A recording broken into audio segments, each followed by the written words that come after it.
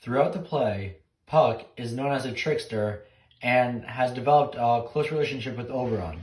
In our scene that we originally made for when it would be in person, we decided that during the whole back and forth between Oberon and Titania, that Puck would take an idea from Oberon and would play a trick in Titania.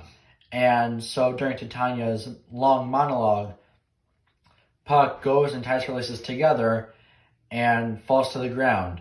And so when you see that in our video, do not be confused because it is just Puck playing a prank on Titania. And now for our intro. They were arguing. Again. God, he was so sick of this. He would have done something to block the noise. Gone to his room. But he heard his name. They were arguing about him. They were yelling about everything the other had done. They were yelling about custody. But he had heard enough. It was a beautiful midsummer night. So he slipped out the back door and headed into the forest, knowing it would be quiet.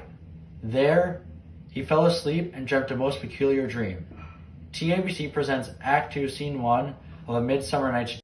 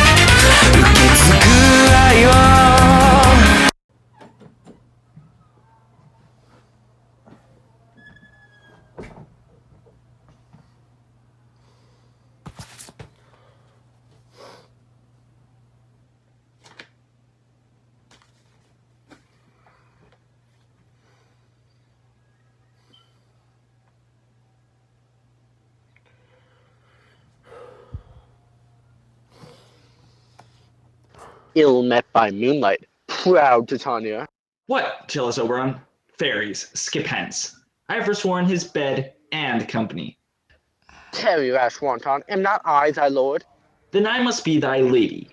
But I know when thou hast stolen away from fairyland, and in the shape of Corin sat all day, playing on pipes of corn and versing love to amorous Phillida. Why art thou here, coming from the farthest deep of India, when that, forsooth, the bouncing Amazon, your buskin mistress and warrior love to Theseus must be wedded, and you come to give their bed joy and prosperity. How canst thou thus, for shame, Titania, glance at my credit with Hippolyta, when I know thy love to Theseus? Didst thou not lead him through the glimmering night from fair Perugna whom he ravished, and make him with fair Iago break his faith with Ariadne and Antiopa? These are the forgeries of jealousy, and never, since the middle summer spring, met we on hill, in dale, forest, or mead, by the paved fountain, or by rushy brook, or in the beached margent of the sea, to dance our ringlets to the whistling wind.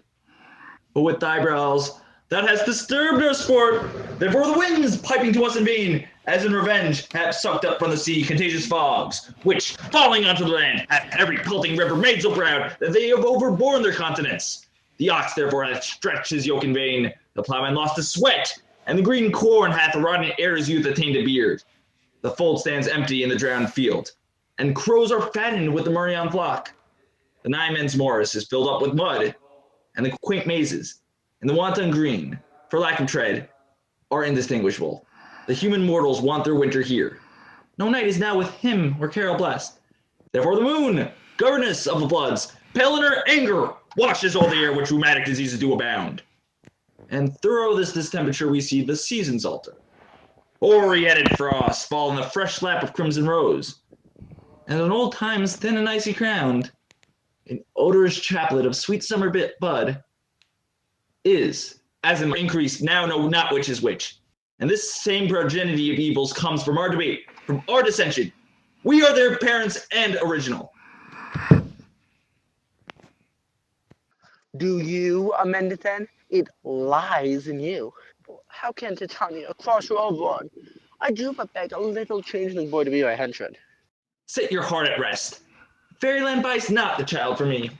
His mother was a fortress of my order, and in the spiced Indian air by night, full often hath she gossiped by my side, and sat with me on Neptune's yellow sands, marking the embarked traders of the flood, when we left to see the sails conceive, and glow big-bellied with the wanton wind, which she, with pretty and swimming gait, following, her womb then rich with my young squire, would imitate and sail upon the land, to fetch me trifles and return again, as from a voyage rich with merchandise. But she, being mortal, of that boy did die. And for her sake do I rear up her boy, and for her sake I will not part with him. How long within this world until you intend you stay? Chance till after Theseus' wedding day. If you will patiently dance in our round and see our moonlight revels, go with us. If not, shun me, and I will spare your haunts. Give me the boy and I'll go with thee. Not for thy fairy kingdom.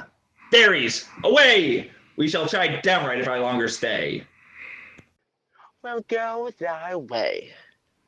Thou shalt not from this grove, till I torment thee for this injury. My gentle Puck, come hither. Thou rememberest, since once I sat upon a promontory, and saw a mermaid on a dolphin's back, uttering such dulcet and harmonious breath, that the rude sea grew civil at her song, till the stars shot madly from their spheres to hear the sea maid's music. I remember. That very time I saw, but thou could not, flying between the cold moon and the earth, Cupid all along. Certain airs he took at a fair vestal, throned by the west, and loosed his left shaft smartly from his bow, as it should pierce 100,000 hearts.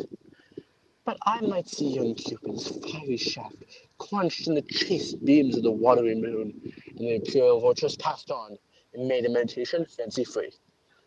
Yet marked I where the bolt of Cupid fell. It fell upon a little western flower, before milk white, now purple with love wounds, and maidens call it love and idleness. Fetch me this flower, the herb I showed thee once. The juice of it, on sleeping eyelids laid, will make man and woman madly dote upon the next live being that it sees. Fetch me this herb, and be thou here again, ere the Leviathan can swim a league. I'll put a girdle round about the earth in 40 minutes. And once this juice, I'll watch Titania when she's sleeping, and the liquor of it on her eyelids.